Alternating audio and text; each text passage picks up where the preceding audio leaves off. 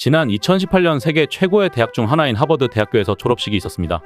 이날 대표 연설자는 한국 재미교포 2세 박진 씨였는데요. 세계의 수재들 앞에서 심오한 질문을 던지며 모든 이들이 공감하게끔 만드는 감동적인 연설을 했습니다. 많은 하버드생들이 앞으로의 인생에 대한 도전을 받았습니다. 또 현장에선 특별한 손님이 등장하며 많은 박수를 받았는데요. 지금부터 그 감동의 현장으로 가보겠습니다. There is a question that every single person graduating tomorrow knows the answer to. Some of us are more certain of this question than others, and many of us actually come to Harvard to figure this out. But even if we don't know the answer, it's a question that we ask ourselves often, and it's something we spend 4 years trying to figure out. What am I going to do with my talents? Some of us are going to change lives in classrooms around the world, reimagining how education is practiced and theorized. Some will use their talents to take care of patients and cure disease. Many are going to become lawyers and legislators. Still others, writers, actors, comics, and heads of state. And I'd be lying if I didn't think about this question myself. But I felt more lost about this question.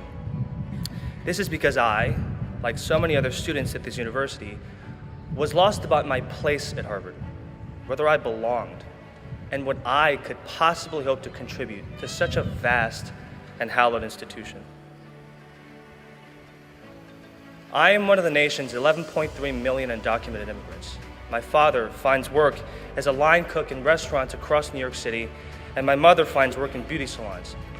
So, if you've ever eaten at a Korean restaurant or received a mani-pedi in New York City, congratulations. Like it or not, you may have partially subsidized the education of what Fox News would call an illegal alien. My parents are actually here today.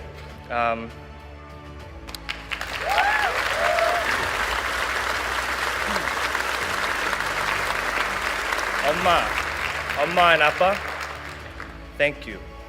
고맙고 사랑해. Don't cry. I knew early on that my talents were merely a testament to their sacrifice, a product of their original dream to secure a better life for me. And so I knew most of all that my talents weren't my own. They were molded by my parents' labor, shaped by their bowed legs and their blistered hands. My talents are indistinguishable from their labor. They are one and the same.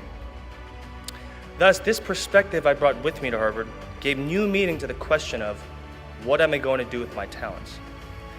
My immigration status has always affected the way that I see the world, affected the way that I envision my place in society, and by extension, what I wanted to do with my so-called talents.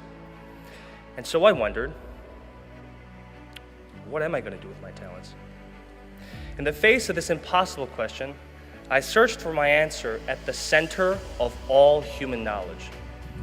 I found the answer to this question buried in the personal library of John Rawls, a famous political philosopher at Harvard who, according to President Clinton, helped a whole generation of Americans revive their faith in democracy itself. And this is definitely true for me. At a time when the President of the United States believes that I don't belong here, John Rawls helped me envision an America shaped by principles of justice, fair inclusion, and human equality. So Rawls tells us that there's a sense in which this question we all ask ourselves, what am I going to do with my talents, has hidden within it a false assumption.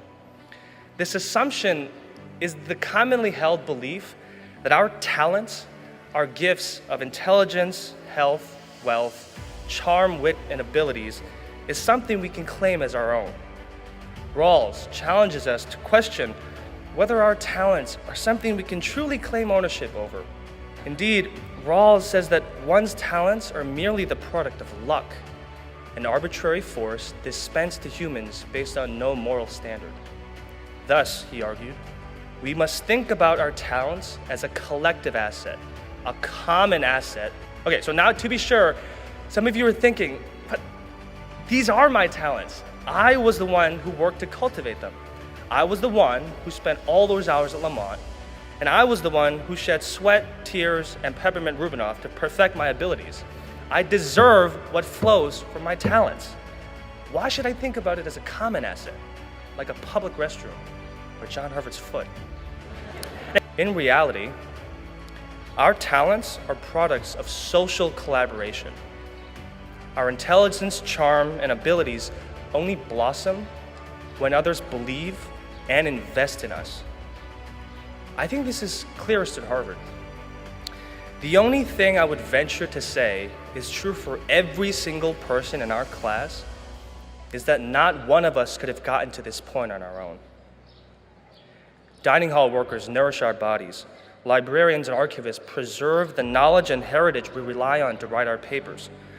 And landscapers and custodial staff make our campus a beautiful place for us to completely ignore as we swipe away on Tinder.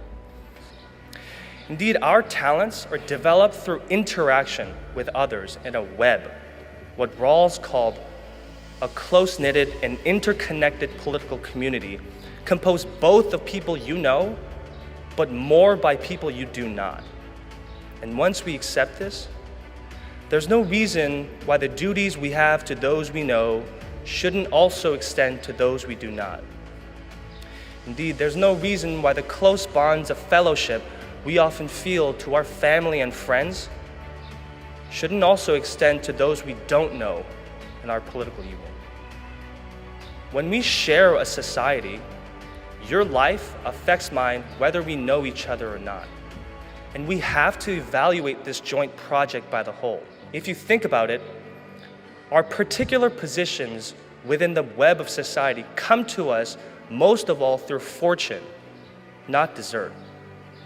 At Harvard, we can often be blind to the fact that we have duties to one another that demand more from us than simple non-interference. Non-interference that says, I'll do with my talents what I will, and you do with your talents what you will. Non-interference that says we should draw the line of membership in our society only around those who possess talents. On the contrary, we have a positive responsibility to others, a duty to liberate those who are unable to wonder, what am I going to do with my talents? And I know this isn't easy. It's not easy because it demands that we reject this notion that we can truly own our talents. It demands that we step up and own our good fortune enough to give its fruits away. Thus, I believe truly taking this adage seriously and taking it to heart requires us to ask ourselves a slightly different form of the question we all know the answer to. What am I going to do for others?